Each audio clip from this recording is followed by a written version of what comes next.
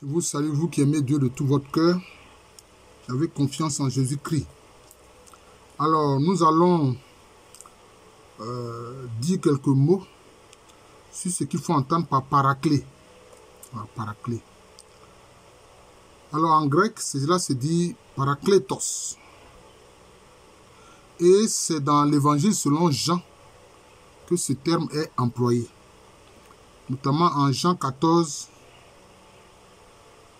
au verset 16 et 26. Jean 15 au verset 26. Jean 16 au verset 7, 13, 15 et je crois le livre de Jean, l'épître de Jean, chapitre 2, verset 1.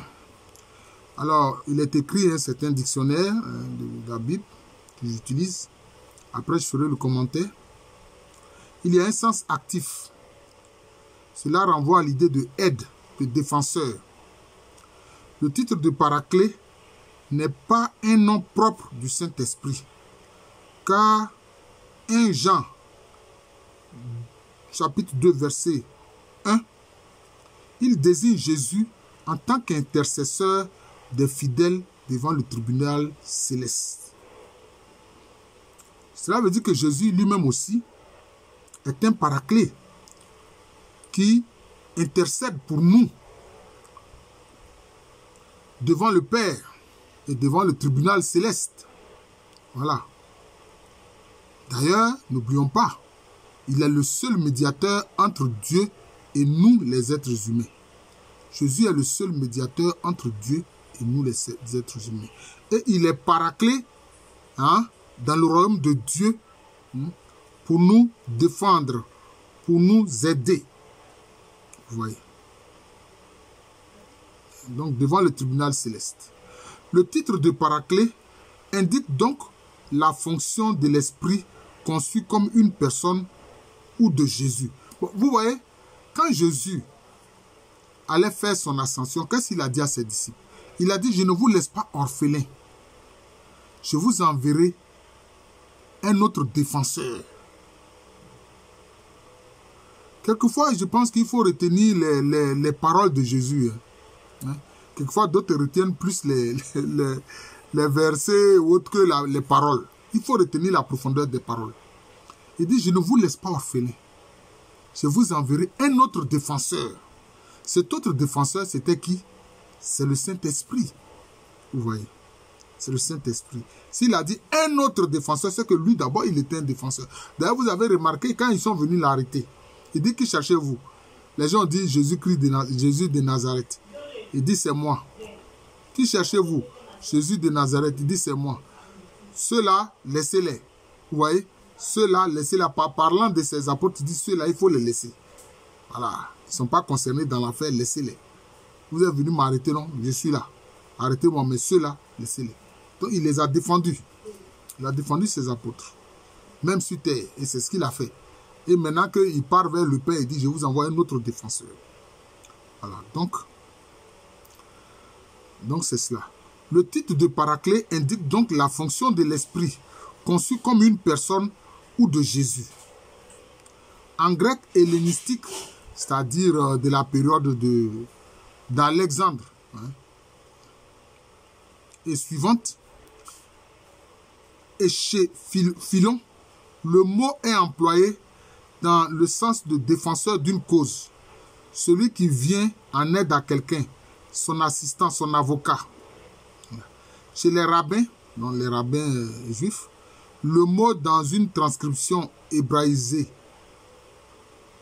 prakleti, prend le sens plus précis d'intercesseur. La loi personnifiée, les hommes, œuvres des hommes, pardon, les bonnes œuvres des hommes, les anges, etc. Bon, je reprends. La loi personnifiée, les bonnes œuvres des hommes, les anges, etc.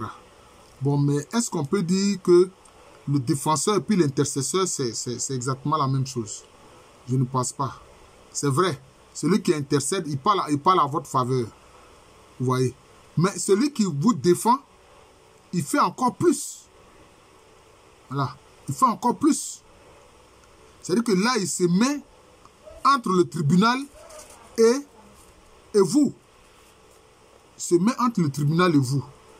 Je pense que le terme de défenseur est beaucoup plus fort que celui d'intercesseur. Je pense même que celui qui défend, il est capable de mourir pour vous. Voilà, c'est ça.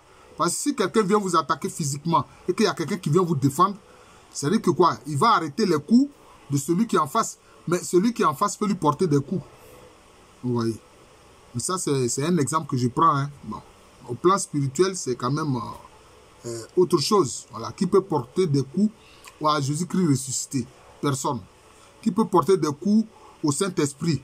Personne. Voilà. Ils sont défenseurs. Ils sont défenseurs. Bon, non, mais il y a l'intercession. Ça, c'est une autre affaire. Je ne sais pas si j'ai fait déjà une vidéo sur l'intercession, mais on a vu Abraham intercéder pour Sodome et Gomorrhe. Voilà, on a vu Abraham intercéder pour Sodome et Gomorrhe. Voilà. Voilà. Sont qualifiés d'intercesseurs puissants en faveur des hommes devant le tribunal de Dieu. Les textes joanniques montrent que le rôle du paraclet est lié au thème du jugement. Bon, c'est vrai, c'est lié au thème du jugement comme il est dit ici.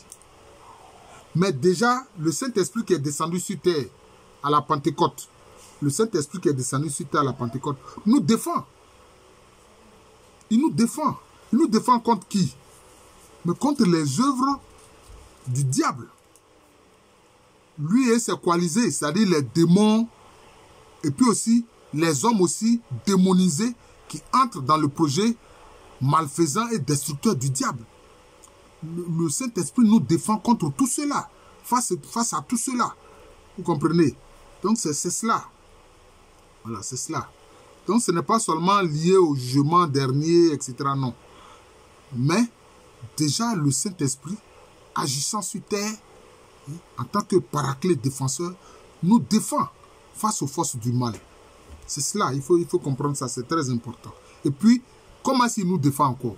Il nous défend contre nous-mêmes. Pour ne pas que nous fassions quoi? Pour ne pas que nous persistions dans le péché. Voilà. Parce qu'il est là, il va nous convaincre de péché, de jugement et de justice. Voilà. Quand il nous convainc de péché là, cela veut dire quoi? Il nous a défendus parce qu'il nous a amenés à reconnaître nos péchés.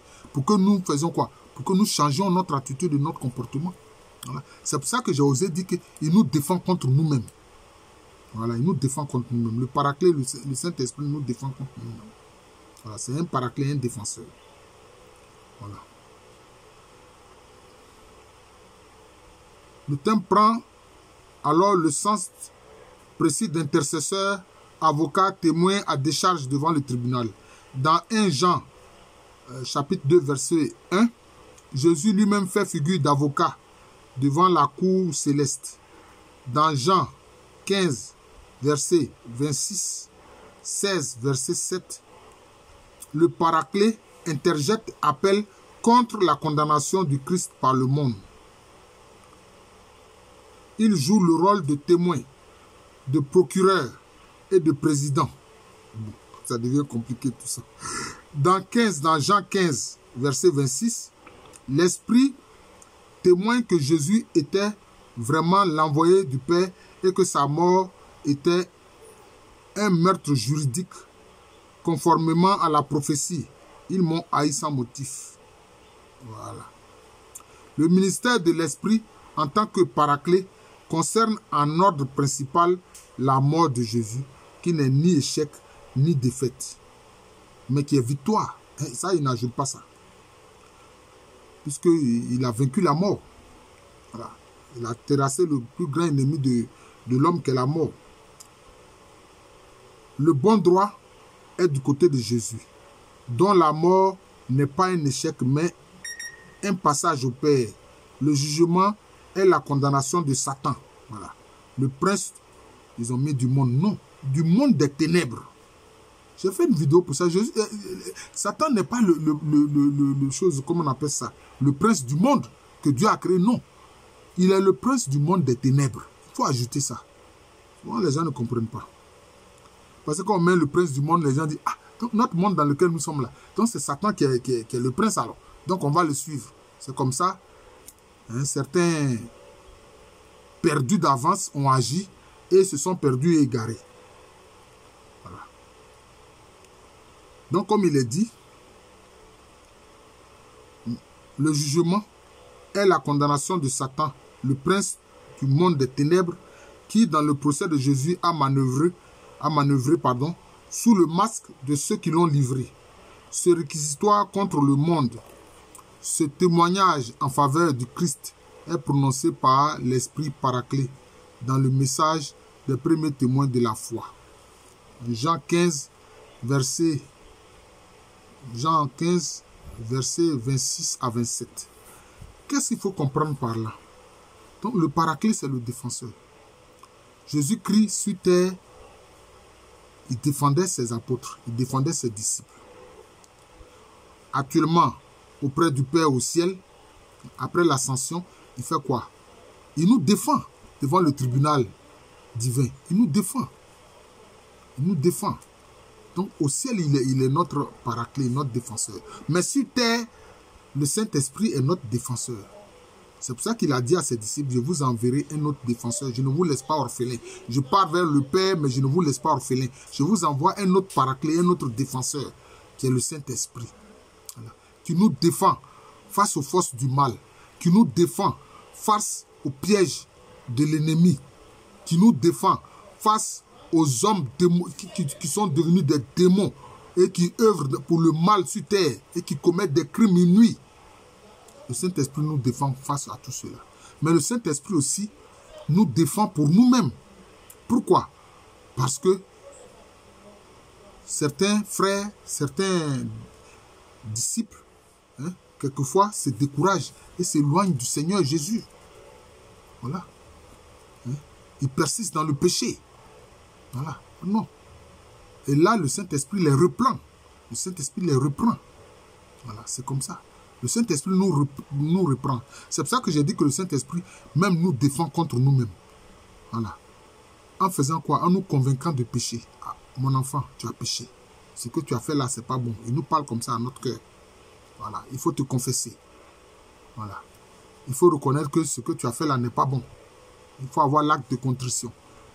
Le Saint-Esprit fait tout cela. Donc vous voyez, nous sommes gâtés, chers frères et sœurs. Nous avons un défenseur au ciel, un paraclet au ciel, Jésus-Christ, et nous avons un paraclet sur terre, le Saint-Esprit. Maintenant, l'intercession en tant que telle, bon, ça je dis, ce n'est pas aussi fort que le fait d'être défenseur.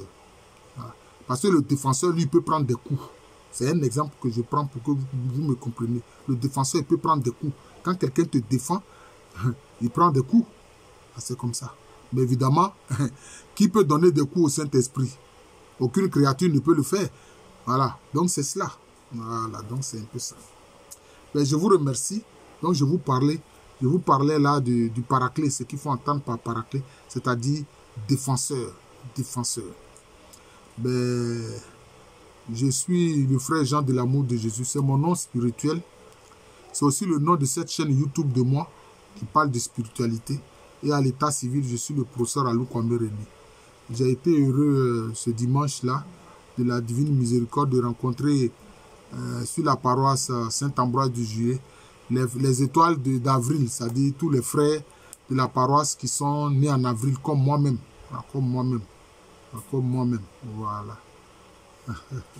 Ce jour-là, je leur disais, ben, c'est ce 16 avril-là que je suis né. Voilà, jour de la Divine Miséricorde. Voilà. Ben, je les salue tous. Voilà. J'espère qu'ils vont partager cette vidéo que je vais aussi partager sur notre plateforme YouTube. Voilà. Non, plutôt notre plateforme WhatsApp. Voilà, WhatsApp. Voilà. À l'état civil, je suis le professeur Alou Kwame René. Voilà. Merci encore et bonne journée à tous.